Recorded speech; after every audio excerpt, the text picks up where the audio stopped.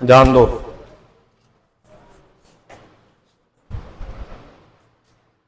देखिए assertive sentence के according ही हमारे कुछ अलग से रूल और रेगुलेशन है, जिसमें से पहला है हमारा डबल ऑब्जेक्ट वाले सेंटेंस, अर्थात एक्टिव से पैसिव ही जैसे हम बना रहे थे वैसे इसमें बनाने हैं। लेकिन कभी कभी क्या होता है कि एक सेंटेंस में दो ऑब्जेक्ट आ जाते हैं, है ना, तो समस्या का विषय खड़ा हो जाता है। फिर अब आप किसको सब्जेक्ट बनाओगे? दो ऑब्जेक्ट आ गए ना, और ऑब्जेक्ट को सब्जेक्ट बनाना है, ये हमने नियम लिखवाया है आपको।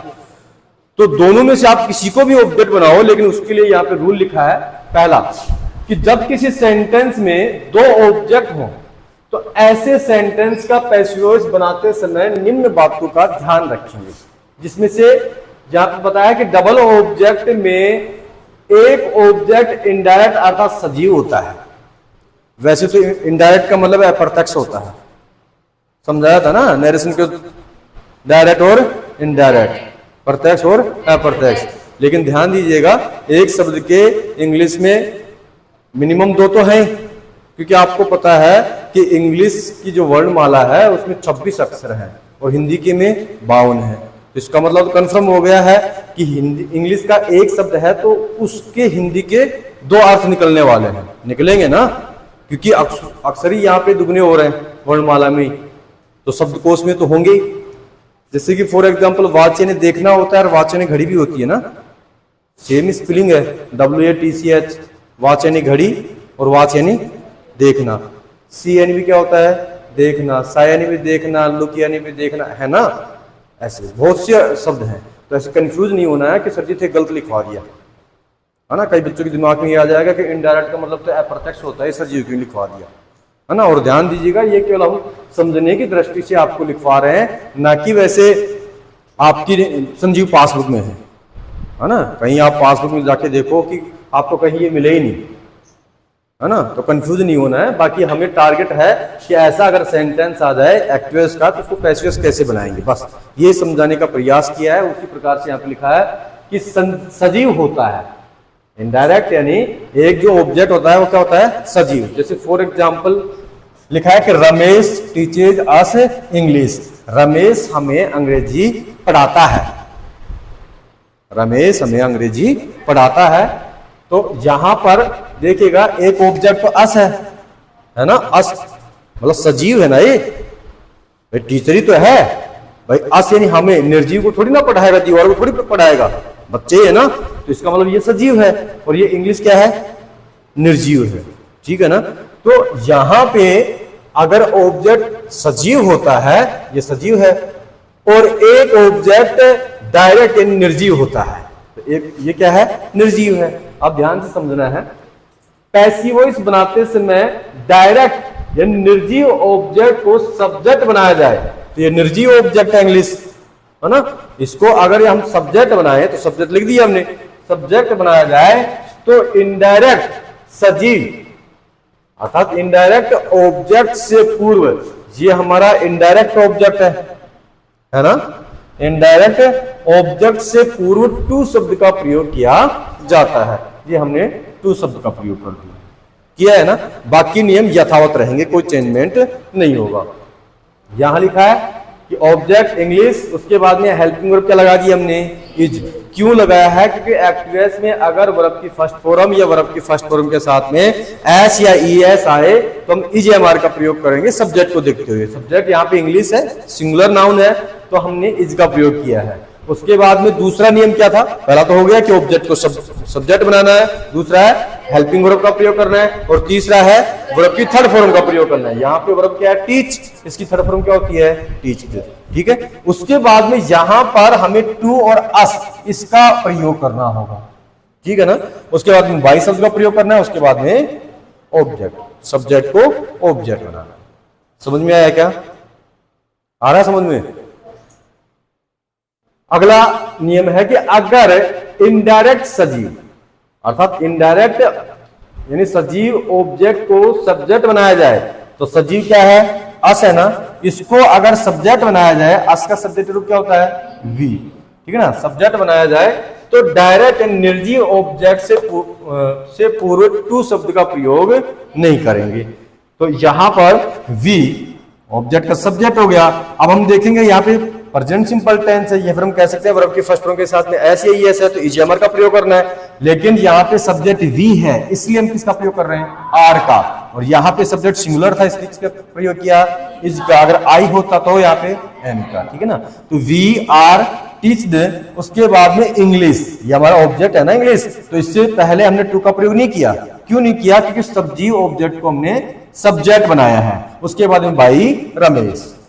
तो इन दोनों में से आपको कौन सा आसान लगा है, हैं? भाई देखो, जिसको जैसा लगे ना, दोनों तो आपको बनाने नहीं है एग्जाम में, जिसको जोन सा अच्छा लगे वो उसी का प्रयोग कर लेगा। दोनों का प्रयोग नहीं करना, दोनों का कर भी दोगे तो आपका गलत भी नहीं होगा। अगर आपके पास में समय है, खोपड़ा ज्यादा खराब है, तो आप दोनों भी कर सकते हो। ये तो हमने इसलिए किया है कि आपको हम समझा सकें। आपसे कोई पूछ ले कि भाई इसको कैसे बनाना है, अगर मान लो दो ऑब्जेक्ट आ गए, इसको हम आगे रखेंगे तो क्या परिवर्तन होगा, इसको हम आगे रखेंगे तो क्या परिवर्तन होगा, ठीक है ना। तो समझ में आ गया होगा, ठीक है। अगला है अनइम्पोर्टेंट सब्जेक्ट। अनइम्पोर्टेंट का मतलब क्या होता है, अमहत्वपूर्ण, यानी जो महत्वपूर्ण नहीं हो, वो सब्जेक्ट वाले सेंटेंस। कभी कभी क्या होता है, जैसे कि हम आपसे पूछें कि राहुल तुम कहां जा रहे हो, तुम कहां जा रहे हो, तो अब उत्तर तो यही देगा ना कि मैं जयपुर जा रहा हूं, या फिर मैं जयपुर जा रहा हूं। अब ऐसे तो नहीं होगा कि राहुल से हम प्रश्न पूछ रहे हैं कि राहुल कह रहा है कि राहुल जयपुर जा रहा है। राहुल तुम कहां जा रहे हो, राहुल जयपुर जा रहा है, तो थोड़ा सा अटपटा लगता है ना। ध्यान दो इधर, हमें ज्यादा अटपटा भी नहीं लग रहा, और कभी कभी मजाक में हम बोल भी देते हैं, बोल देते ना भाई जो भी है, तो महेश तो जयपुर जा रहा है, हो जाता है ना, कभी कभी ऐसे बोल देते ना, खुद का नाम लेकर के बोल देते हैं।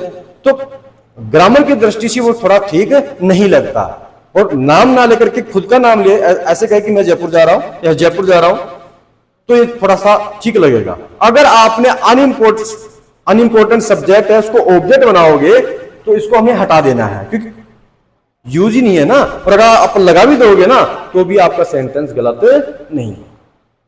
समझ में आ रही बात, दोनों तरीके से देखा जाए तो ठीक है, लेकिन पूर्ण रूप से ठीक कब होगा, जब इसको अनइम्पोर्टेंट सब्जेक्ट को ऑब्जेक्ट के रूप में आप ना लिखोगे, ठीक है ना। वो कौन कौन से यहां पे लिखा है रूल नंबर फर्स्ट में, कि जब किसी एक्टिव वॉइस के सेंटेंस में अनइम्पोर्टेंट सब्जेक्ट आए, ठीक है ना, तो पैसिव वॉइस बनाते समय ऑब्जेक्ट के रूप में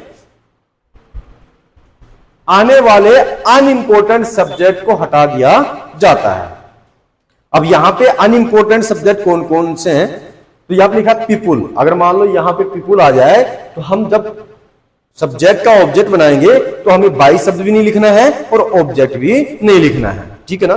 पीपुल हो, फार्मर हो, पुलिस हो, teacher, no, no one, nobody, some, someone, somebody, उसके बाद में दे। ये अगर सब्जेक्ट के रूप में आ जाए तो ऑब्जेक्ट के रूप में हम इनको नहीं लिखेंगे।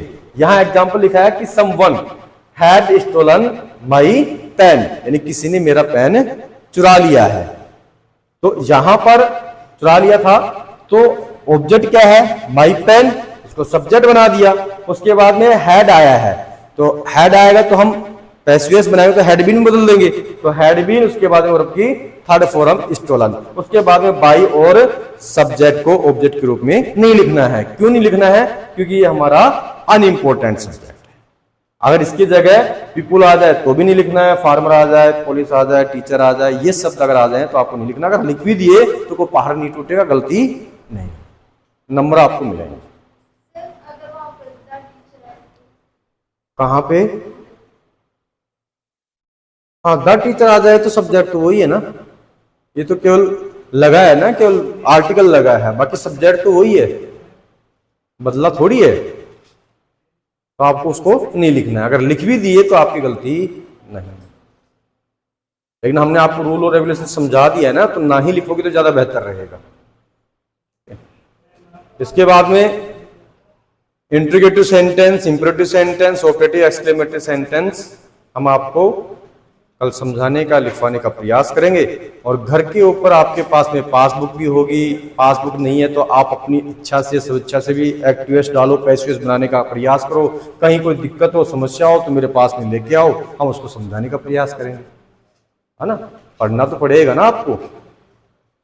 और कल 21 जून है तो शायद हो सकता है कि स्कूल में आपको बुलाया जाए, लेकिन यहाँ पर भी आपको आना है और यहाँ पे क्लासें भी होंगी और क्लासें होने के बाद में हम व्यायाम भी करेंगे, है ना। तो लिमिट का खाना खा के आना, कहीं उल्टी वगैरह ना हो, क्योंकि ज़्यादा खाना खा के आओगे तो फिर व्यायाम थोड़ी ना हो पाएंगे, है ना। तो योगा दिवस हम मनाएंगे, सेलिब्रेट करेंगे, हैं। तो यही टाइम आना बहन, जो हमारा हाँ ट्यूशन का समय है, यही टाइम आना है। अगर आपको लगता है कि हम स्कूल में जा सकते हैं, है ना, तो आप नो प्रॉब्लम, स्कूल में आप जाइएगा। लेकिन आप स्कूल से रिटर्न छूट रहे हो तो आपको आना है सेंटर पे आपको, ठीक है।